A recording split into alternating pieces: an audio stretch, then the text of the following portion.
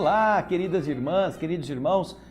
Estamos aqui para mais um programa, O Espírito da Letra, analisando a obra de André Luiz, através da mediunidade de Francisco Cândido Xavier. Você já está acompanhando com a gente o livro Entre a Terra e o Céu.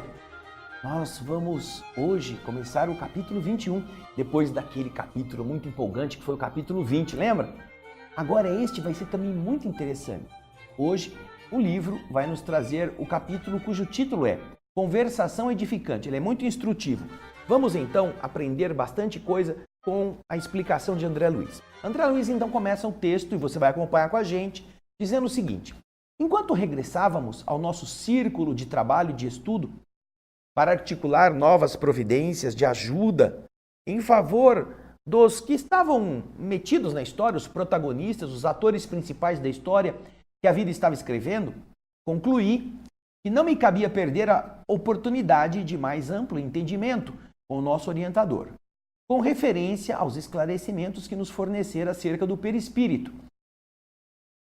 Assim como o homem comum mal conhece o veículo em que se movimenta o corpo físico, ignorando a maior parte dos processos vitais de que se beneficia e usando o corpo de carne como se fosse um inquilino estranho numa casa em que reside, também nós, os desencarnados, somos forçados, compelidos a meticulosas, cuidadosas meditações para analisar a vestimenta de que nos servimos, de modo a conhecer a sua intimidade.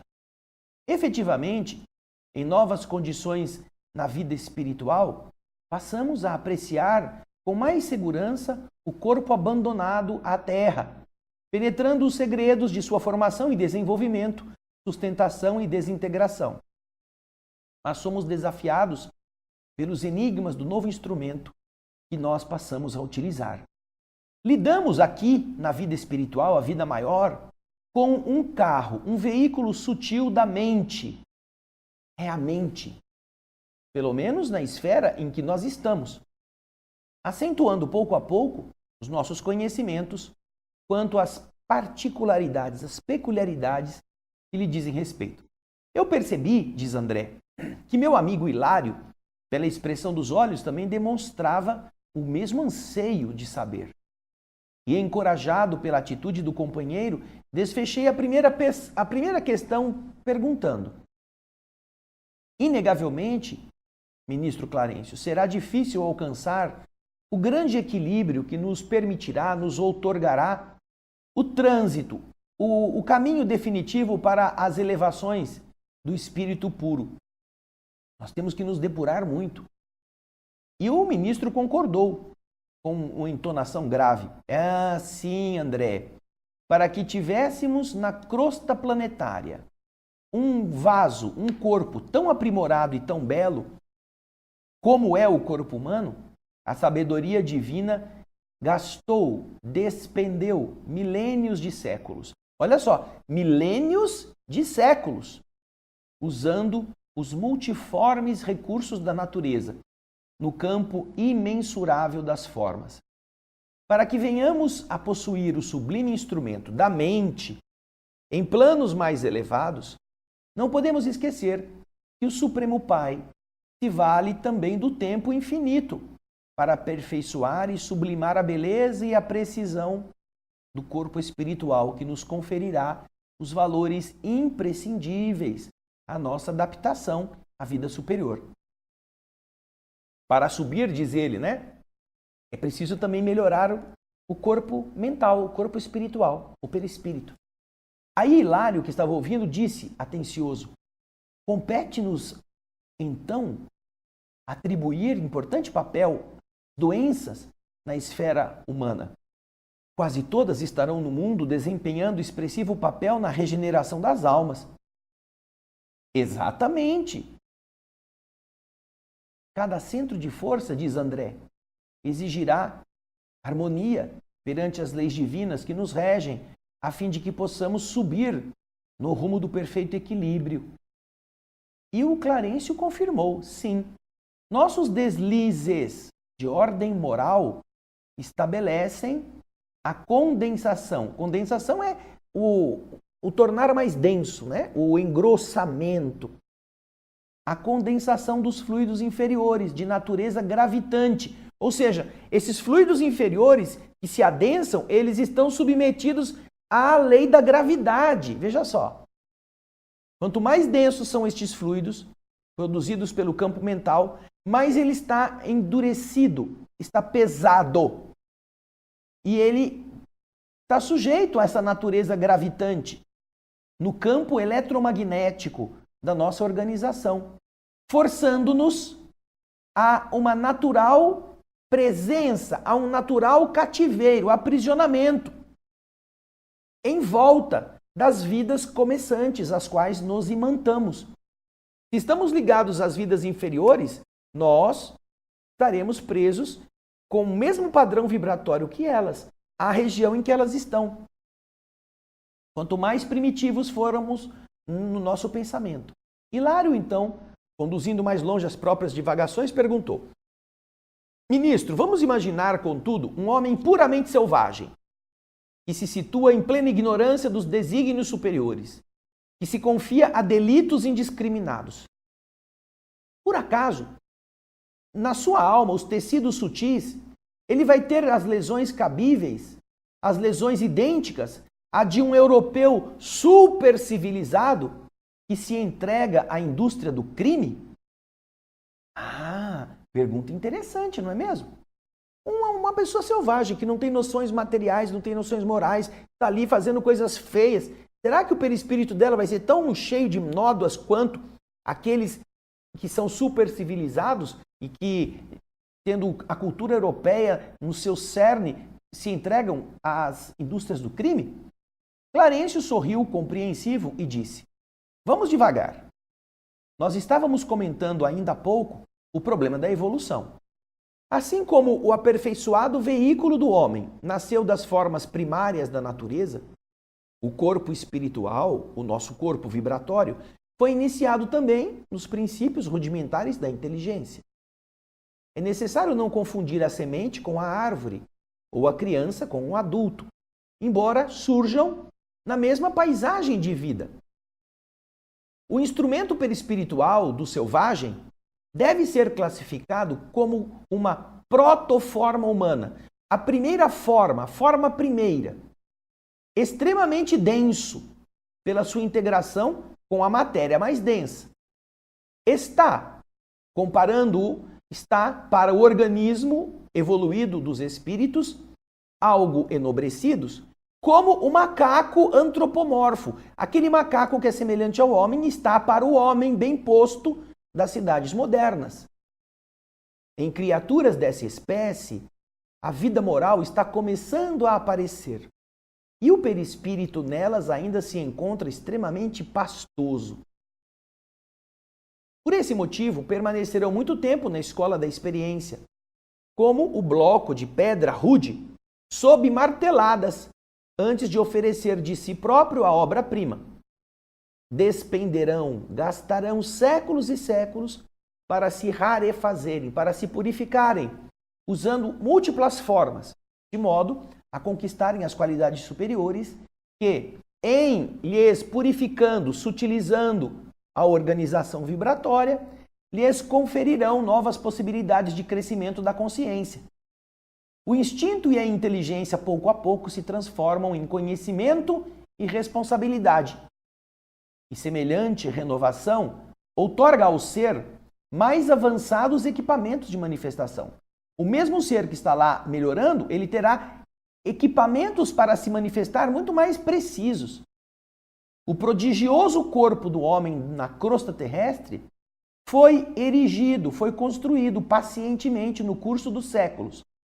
E o delicado veículo do perispírito, nos planos mais elevados, vem sendo construído, célula a célula, na esteira dos milênios incessantes.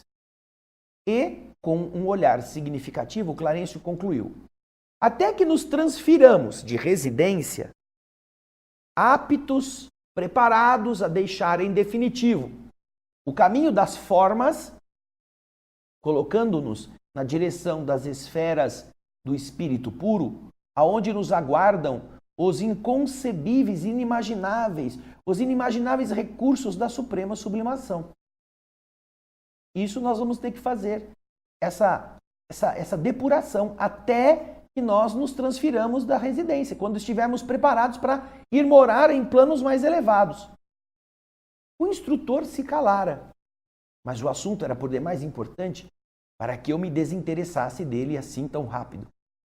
Recordei os inúmeros casos de doenças obscuras que eu tive contato pessoal quando na medicina e eu acrescentei. Por certo, ministro, a medicina escreveria gloriosos capítulos na Terra, pesquisando com mais segurança os problemas e as angústias da alma. E o ministro, seguro de si, respondeu: Ah, André, mais tarde ela os vai gravar. Um dia o homem ensinará ao homem, consoante, conforme as instruções do divino médico, que a cura de todos os males reside nele próprio. A percentagem quase total das enfermidades humanas tem origem no psiquismo. Sorridente, o ministro acrescentou: orgulho, vaidade, tirania, egoísmo, preguiça e crueldade são vícios da mente, gerando perturbações e doenças em seus instrumentos de expressão. Instrumentos de expressão são os órgãos, as estruturas biológicas. Vejam só o texto. Olha só: orgulho, vaidade, tirania, egoísmo, preguiça, crueldade. Veja só, são vícios da mente. Vícios da mente.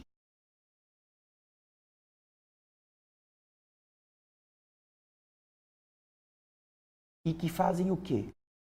Geram perturbações e doenças nos seus instrumentos de expressão. Vícios da mente, que até alteram até o corpo ao se exprimir em órgãos enfermos, em membros que não funcionam direito, com problemas de saúde em juntas, em todas estas coisas. Aí então André, no objetivo de aprender, disse o seguinte: ministro, é por isso que temos os vales purgatoriais depois do túmulo? A morte não é redenção, não é salvação, não é libertação? E o ministro bondoso respondeu: nunca foi, André. O pássaro doente não se retira da condição de doente tão somente porque se lhe arrebente a gaiola. Ele continua um pássaro doente. O inferno é uma criação de almas desequilibradas que se aglutinam, se ajuntam, da mesma forma como o charco, o pântano ou o brejo é uma coleção de núcleos lodacentos que se reúnem, que se ajuntam uns aos outros.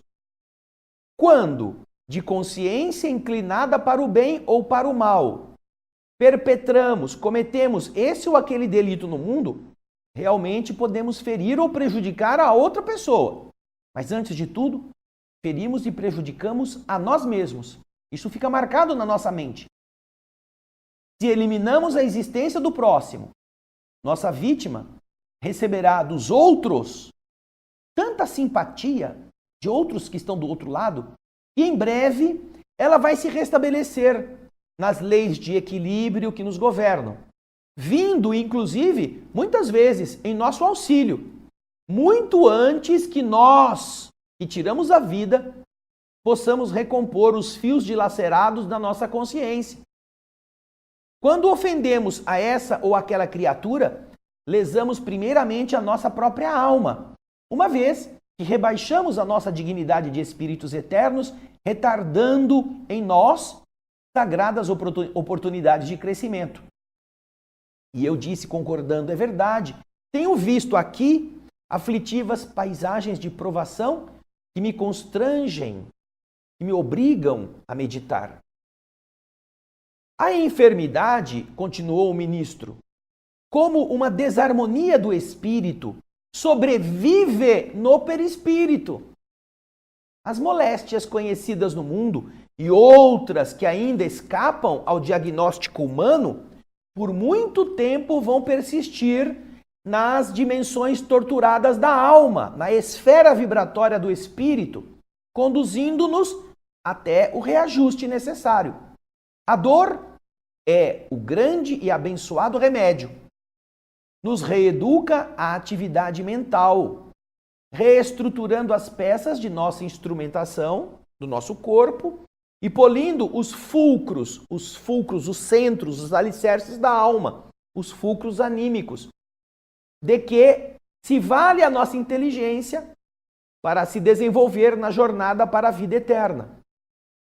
Depois do poder de Deus, olha só, hein? Depois do poder de Deus, é a única força capaz de alterar o rumo dos nossos pensamentos, a dor, obrigando-nos a indispensáveis modificações com vistas ao plano divino, a nosso respeito, e de cuja execução não poderemos fugir sem graves prejuízos para nós mesmos. Porém, aí diz André, nosso domicílio estava agora à vista. Os raios dourados da manhã varriam o horizonte longínquo. O ministro paternalmente se despediu. Aquele era um dos momentos em que, desde muito, ele se devotava à oração. Você vê neste capítulo uma coisa muito interessante. Ele está dizendo a respeito de como nós devemos observar o papel do sofrimento. Quando Hilário perguntou a ele, nós temos que atribuir um papel importante às enfermidades na esfera humana. Será? Ou é apenas vingança? Parece que elas estão desempenhando um expressivo papel para regenerar as pessoas. André concorda com isso, dizendo que cada centro de força, cada chakra, vai exigir uma harmonia absoluta diante das leis do universo. Enquanto um chakra não estiver harmonizado, isso indica que o indivíduo não está em equilíbrio. E o ministro concorda.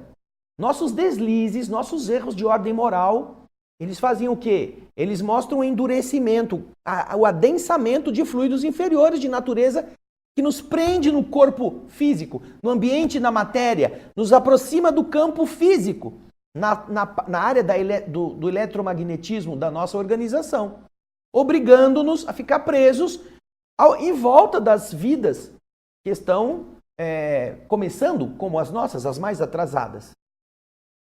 Isso é importante. E a outra coisa interessante nesse capítulo é quando ele faz uma comparação entre o selvagem, o homem que é grotesco, que não teve ensinamento, não teve cultura e que pratica coisas feias, pratica coisas erradas, pratica maldades, porque é esse o seu instinto.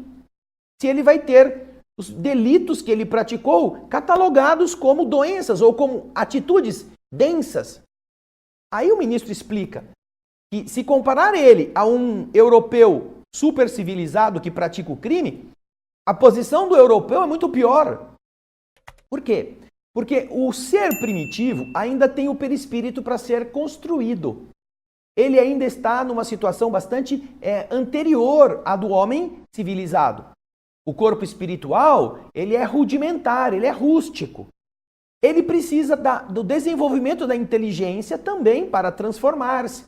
Porque a inteligência desenvolve-se primeiro para que depois se desenvolva moralmente. Isso está lá no livro dos Espíritos. E com a inteligência, na lei de progresso, você vai ver isso, o homem vai aprendendo a diferenciar o certo do errado. O ser primitivo ainda não tem essa inteligência plena. Portanto, ele está muito próximo. Se compararmos o homem com o símio, com o macaco, ele está mais próximo do macaco. Se fosse feita uma comparação de imagem, né? Enquanto o europeu já é o homem inteligente, só que ele é astuto. Ele está usando de seu saber para prejudicar. Ou seja, ele já sabe a diferença do certo e errado. O seu perispírito já está mais elevado, já está mais evoluído. E nele, a mente, vinculando-o à questão inferior, o coloca em uma densidade que ele já não precisava ter. Portanto, se em um ele estará aprendendo com muitas e muitas reencarnações para ir burilando e melhorando o seu perispírito, no outro, que o perispírito já está melhorado, o seu deslize o coloca numa situação de aprisionamento em relação à sua consciência, que estará mesclando-se com entidades do mesmo padrão. Para o indivíduo primitivo, o perispírito está ainda muito pastoso, muito denso. Eles vão permanecer muito tempo ainda na experiência física, indo e voltando muitas vezes, como ele disse no texto, como um bloco de pedra rústica que precisa ser modelado, ser trabalhado. Agora, o outro não. O outro que já está mais avançado, já está nos padrões superiores da consciência, já está com a inteligência transformada em responsabilidade e o instinto em conhecimento.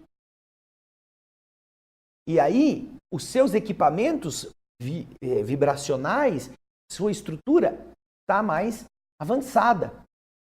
Daí ser importante que o homem possa entender que quando ele já está melhor, com o curso dos séculos, adiantando-se no delicado veículo do perispírito, ele vai ser responsável por cada ato mínimo que ele cometa e que infrinja a estrutura deste perfeito corpo, que vai permitir que mais adiante ele possa seguir para planos superiores. Para que ele possa ir a outros mundos melhores, ele vai precisar depurar-se. Então, para que nós nos transfiramos de residência, é preciso o esforço de nos purificarmos. Não apenas de vivermos numa civilização que nos deixa fazer tudo o que a gente quer, o que tem vontade, e que depois nós achamos que não vamos ter que pagar a conta. É exatamente do nosso comportamento moral que vai redundar a melhoria do nosso perispírito para outros caminhos superiores. Enquanto isso, enquanto nós estivermos apenas vivendo como se fôssemos estômago e como se fôssemos sexo, como se fôssemos bolso, como se fôssemos experiências primitivas, nós estaremos presos a mundos onde a densidade nos retém, porque nós nos tornamos perispiritualmente seres densos, ao invés de nos purificar. Bem, nós vamos fazer um intervalo e já na volta vamos para o capítulo 22, que também tem muita ligação com isto. O capítulo que fala da irmã Clara, tá bom? Eu aguardo você, é muito rápido. Nós voltaremos com mais um capítulo do nosso programa Entre a Terra e o Céu. Até já!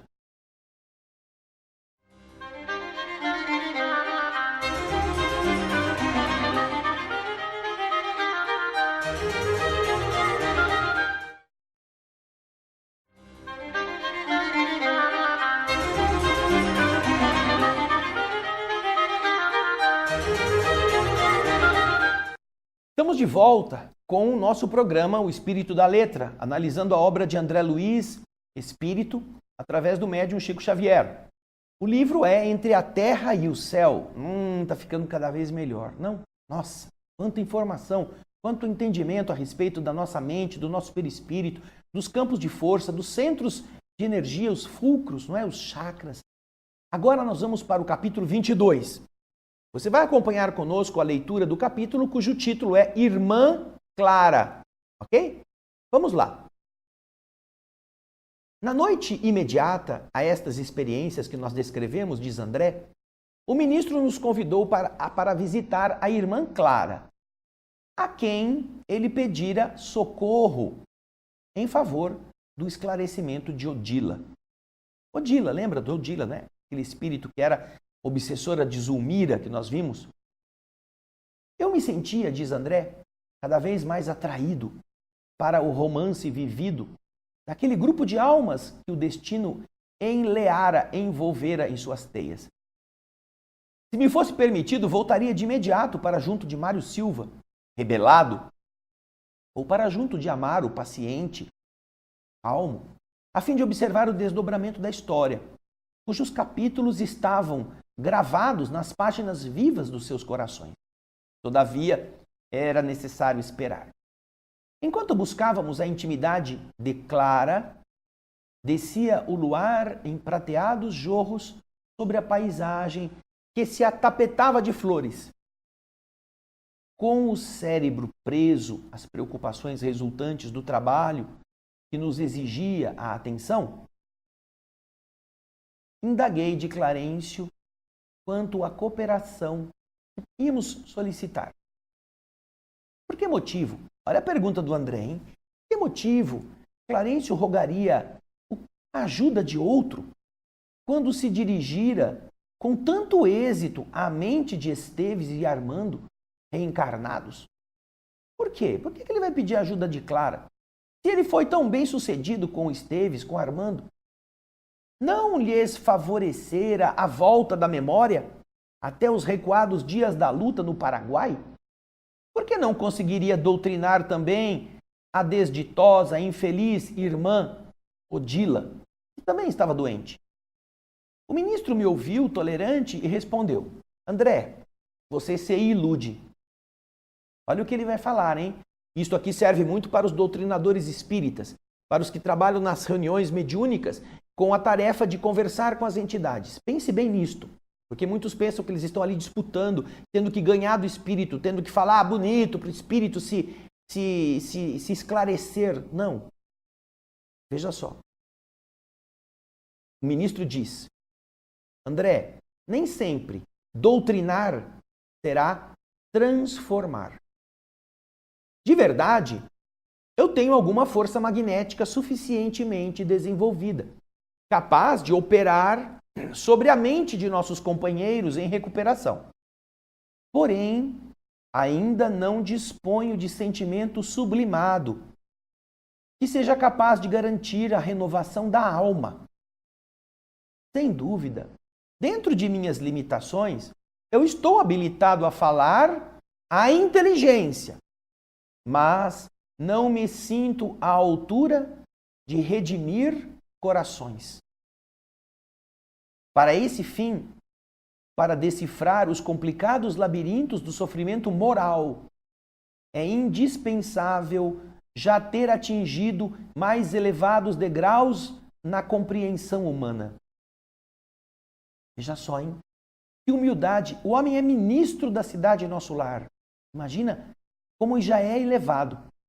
E ele não se sente capacitado para conversar na renovação dos corações. Ele tem conhecimento. E mesmo com boa vontade, esse conhecimento muitas vezes é insuficiente. Como ele falou, é preciso que haja um poder muito profundo para renovar por dentro. O André então diz assim: eu já ia fazer mais um novo interrogatório. Contudo, nosso orientador nos mostrou a bela edificação próxima. Cercada de arvoredo que servia de enfeite a espaçosos canteiros de flores, a residência de Clara nos pareceu um pequeno colégio ou um gracioso internato para moças. Até certo ponto, não nos havíamos enganado.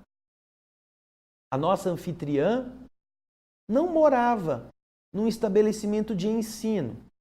Entretanto, mantinha em casa um verdadeiro educandário, como se fosse uma escola. Tão grandes e luzidas eram as assembleias instrutivas que sabia organizar.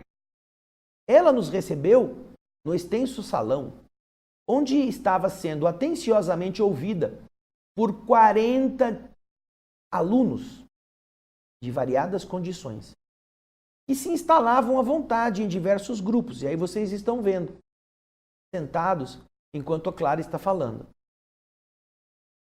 Sem qualquer ideia de escola, estavam ali ouvindo. Não parecia que era uma sala de aula com um quadro negro.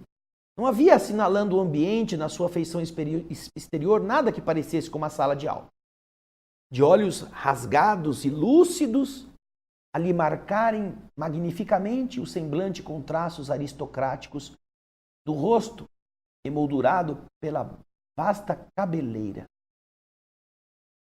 Clara parecia uma jovem Madonna, detida entre os melhores dons da mocidade e da madureza. Estendeu-nos as mãos pequenas e finas, respondendo-nos às saudações com alegria sincera. Nosso orientador pediu desculpas pela nossa interferência no trabalho. E ela, encantadoramente natural, respondeu: não se incomodem, não. Nos achamos num curso rápido, acerca da importância da voz a serviço da palavra. Vocês podem partilhá-lo conosco. Sentem-se aqui.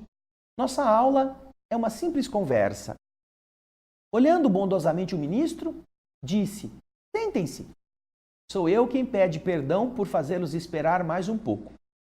Em breves instantes, todavia, entraremos em nosso entendimento mais íntimo. E então voltou à poltrona que ela estava sentada, que nada tinha de cátedra, aquelas cadeiras imponentes de gente importante, sem qualquer atitude professoral. Tão grande era o doce ambiente de maternidade que sabia irradiar de si. Começou a dizer para os aprendizes, olha que interessante, a partir daquilo que ela vai explicar. Conforme estudamos na noite de hoje, a palavra, qualquer que ela seja, surge, nasce, invariavelmente dotada de energias elétricas específicas, libertando raios de natureza dinâmica. Dinâmica é de movimento, raios que se movimentam. A mente, como não ignoramos, é um incessante gerador de força, através dos fios positivos e negativos do sentimento e do pensamento, produzindo o verbo, que é sempre uma descarga eletromagnética, regulada pela voz. Por isso mesmo, em todos os nossos campos de atividade, a voz nos tonaliza. Ela dá o tom da nossa exteriorização, reclamando, pedindo-nos então apuro, uma pureza de vida interior. Uma vez que a palavra, depois do impulso mental, ela vive na base da criação. É a palavra. O homem pensa e exterioriza o que pensa através da fala, a palavra. É por ela que os homens se aproximam e se ajustam para o serviço que lhes compete. E pela voz, o trabalho pode ser favorecido ou retardado no espaço e no tempo. Depois de uma pausa ligeira, que se fizera natural, uma simpática senhora perguntou: mas, para que tenhamos a solução do problema, é indispensável que a gente jamais se encolerize, jamais fique nervosa, fique xingando. E, com calma, a instrutora explica: sim, indiscutivelmente, a cólera não aproveita a ninguém. Não passa de um perigoso curto-circuito de nossas forças mentais, por um defeito na instalação do nosso mundo emotivo, disparando raios destruidores ao redor de nossos passos. E sorrindo bem-humorada disse: em tais ocasiões, se não encontramos junto de nós alguém com o material isolante da oração ou da paciência, o súbito desequilíbrio de nossas energias estabelece os mais altos prejuízos à nossa vida, porque os pensamentos desvairados, ao se interiorizarem, provocam a temporária cegueira de nossa mente, projetando-a em sensações de remoto pretérito, levando-a para o passado, nas quais, como que nós descemos, quase sem perceber, a infelizes experiências da nossa animalidade inferior. Quando um ato de cólera, quando uma transformação desse tipo se apodera do indivíduo, a sua força mental o projeta para o passado, onde ele era um bicho mesmo. A cólera, continua ela dizendo, segundo reconhecemos, não pode e nem deve comparecer em nossas observações relativas à voz. A criatura enfurecida é um dínamo em descontrole, cujo contato pode gerar as mais estranhas perturbações. Aí, depois disso, um moço que estava muito interessado nas lições argumentou: e se nós substituíssemos o termo cólera pelo termo indignação? São termos diferentes, né? Cólera é uma coisa, indignação é outra. Irmã Clara pensou alguns instantes e respondeu: efetivamente, não poderíamos completar os nossos apontamentos sem analisar a indignação como um estado de alma, muitas vezes necessário. Naturalmente, é imprescindível, é necessário mesmo fugir aos excessos. Uma pessoa que se contraria a propósito de bagatela, de bobagem, e a todos os instantes do dia, estará barateando, desprezando os dons da vida, desperdiçando-os de modo inconsequente, sem o mínimo proveito para si mesmo ou para os outros. Vamos imaginar então a indignação como uma subida de tensão na usina de nossos recursos orgânicos, criando efeitos especiais à eficiência de nossas tarefas. Nos casos de exceção, em que semelhante diferença de potencial ocorre em nossa vida íntima, não podemos esquecer o controle da inflexão da voz, da inflexão do tom. Assim como a administração da energia elétrica reclama atenção para a voltagem, precisamos vigiar a nossa indignação, principalmente quando seja imperioso transmiti-la, vertê-la através da palavra, carregando a nossa voz tão somente com a força suscetível de ser aproveitada por aqueles a quem endereçamos a carga de nossos sentimentos. É indispensável modular a expressão da frase como se gradua a emissão da corrente elétrica. E diante da assembleia que registrava os ensinamentos com justificável respeito, continuou ela falando depois de ligeiro intervalo. Nossa vida pode ser comparada a grande curso educativo, em cujas classes inumeráveis damos e recebemos, ajudamos e somos ajudados. Serenidade, em todas as circunstâncias, será sempre a nossa melhor conselheira. Mas, em alguns aspectos de nossa luta, a indignação é necessária para marcar a nossa repulsa contra os atos deliberados de rebelião ante as leis do Senhor. Essa elevada tensão de espírito, porém, nunca deve projetar-se à violência e jamais deve perder a dignidade de que fomos investidos, recebendo da divina confiança a graça do conhecimento superior. Ela está dizendo aqui, você não pode demonstrar indignação através de xingamentos rasteiros, de agressões verbais. Não, você precisa saber terrorizá-la. Mesmo que você erga a voz, mesmo que você fale mais firme, mas você deve saber que a voz estará transmitindo algo que representa indignação, que não pode se confundir com agressão, com a violência. O grande problema, na maior parte das vezes, é que as pessoas confundem isto quando escutam. Como isso as incomoda, elas acham que é uma agressão, porque elas estão acostumadas a não serem incomodadas. Mas não é esse o objetivo, é acordá-las. Então, quando o pai chama a atenção firme do filho, o filho pode achar que o pai está querendo agredi-lo, mas não, às vezes ele está sendo firme mesmo. Então, o que ela está dizendo? É preciso demonstrar que a indignação está sob um controle com um objetivo. E ela continua agora no texto. Basta, é suficiente, dentro dessa manifestação, que a nossa abstenção dos atos que intimamente reprovamos seja demonstrada. Porque a nossa atitude é uma corrente de indução magnética. Por exemplo, alguém te convida para que você não vá a determinado lugar. Fala, não vai lá não. E você acha que é bom ir. Você não precisa brigar com a pessoa para que ela, eu vou sim, não, você não manda em mim. Não, você pode perfeitamente dizer, eu irei. Ou simplesmente ir. E depois a pessoa fica sabendo, mas você foi? Nossa, você foi lá? Fui. Ou então, a pessoa te convida para ir em algum lugar, alguma festa, e você não está de acordo com o que vai acontecer lá. Dessas festas malucas que existem aí.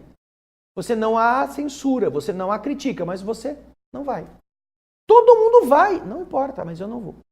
Então, o que ela está dizendo, se você vê o texto, pode ver o texto aí antes, é que a nossa atitude gera uma corrente de indução magnética. Basta que você tome a atitude. Isso que é importante. Nosso exemplo é importantíssimo. Em torno de nós, quem simpatiza conosco geralmente faz aquilo que nos vê fazer. Nosso exemplo, em razão disso, é um fulcro, é uma base de atração. Precisamos, assim, de muita cautela com a palavra, nos momentos de tensão alta do nosso mundo emotivo, a fim de que a nossa voz não se desmande em gritos selvagens ou em considerações cruéis que não passam de choques mortíferos que nós infligimos aos outros, semeando espinheiros de antipatia e revolta que vão nos prejudicar a própria tarefa. Um amigo que acompanhava os ensinamentos com um interesse bastante intenso perguntou respeitoso: Irmã Clara, como devemos interpretar as perturbações da voz? Problemas da voz, como a gagueza, a diplofonia, quando a voz, o som ao passar pela corda vocal produz dois sons ao mesmo tempo, a diplofonia. Então ela solícita responde: sem dúvida, os órgãos vocais experimentam igualmente lutas e provações quando estão precisando de reajuste. Por intermédio da voz, nós praticamos vários delitos de tirania mental e através dela nos cabe também reparar os débitos contraídos. As doenças dessa ordem nos obrigam ao trabalho de recuperação no silêncio, de vez que, sofrendo a observação dos outros quando estamos gaguejando, aprendemos pouco a pouco a governar os próprios impulsos, nos afeiçoando ao bem. A orientadora, que falava com absoluta simplicidade e como se fosse um anjo maternal dirigindo-se aos filhinhos, comentou ainda, por alguns minutos, o tema singular, com surpreendente primor de definição. Depois, terminada a aula, permaneceram no belo domicílio tão somente algumas jovens que encontravam em nossa anfitriã uma desvelada, uma dedicada benfeitora. Clara então nos convidou a pequena peça, a pequeno ambiente contíguo, e o ministro deu-lhe a conhecer o objetivo de nossa visita.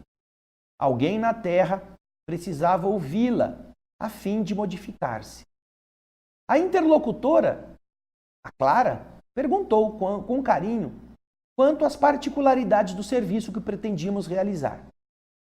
Clarencio resumiu o drama que nós conhecíamos, quando se inteirou de que a amargurada mulher devia renunciar ao companheiro que permanecia na terra. Vimos imensa compaixão se estampar no seu rosto. Seus olhos se enevoaram de lágrimas que não chegaram a cair. Compreendi que a nobre instrutora, aureolada de soberanos valores morais, trazia com ela mesma profundas mágoas não manifestadas. Certamente, buscávamos reconforto para um coração infeliz, num coração que talvez estivesse sofrendo ainda mais. E comovida, a irmã Clara disse: pobre criatura.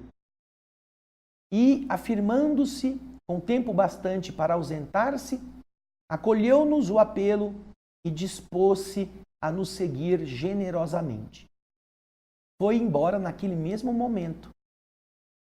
Olha que interessante, coisa linda. O poder da palavra. Então André perguntou para o ministro: mas você já não sabe falar? Você já ajudou os dois lá? Por que você mesmo não fala? Vai procurar ajuda de outro? No começo deste capítulo, você viu André Luiz falando isso. Você é capaz. Aí o ministro disse: não, eu sou capaz de falar a inteligência, mas em muitas circunstâncias é preciso falar ao coração e eu não consigo falar ainda. Eu não acho que eu estou preparado para isso. Você está enganado quando pensa assim, que é uma questão de palavras. Como estão enganados os dialogadores no centro espírita que acham que é por falar bonito ou conhecer a doutrina tintim por tintim é que os espíritos vão se convencer de que eles estão fazendo o que não devem. Não, é preciso amar, é preciso estar profundamente ligado a isso. E isso a irmã Clara estava.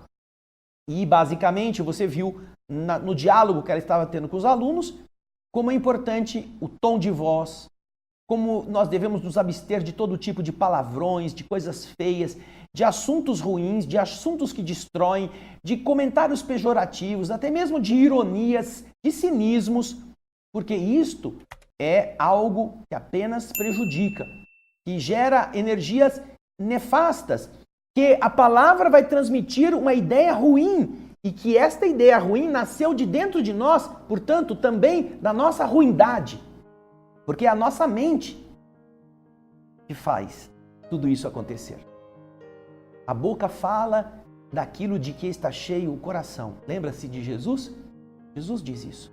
A boca fala daquilo de que está cheio o coração. Na verdade, é a mente. Que os homens imaginavam naquela época que a sede do espírito era o coração. Era aqui que pulsava a alma. Então, a alma fala e a boca apenas reproduz sua natureza. Pense nisso. A sua família pode ser diferente se você falar diferente e se você demonstrar uma carga elétrica positiva no tom de voz, na qualidade dos assuntos. Você é responsável por isso também. Pense nisso. Muito obrigado pelo seu carinho, obrigado pela sua participação no nosso programa. Na próxima semana estaremos aqui para mais 2 capítulos, hein? Eu aguardo você, obrigado pela sua audiência, dá o seu joinha, compartilha o nosso programa, fala com as pessoas e assim você ajuda outras pessoas a melhorarem também o seu padrão mental. Isso vai ser útil para mais pessoas, mas vai ser útil para você. Semana que vem começaremos o capítulo 23, apelo maternal. Grande abraço e muita paz.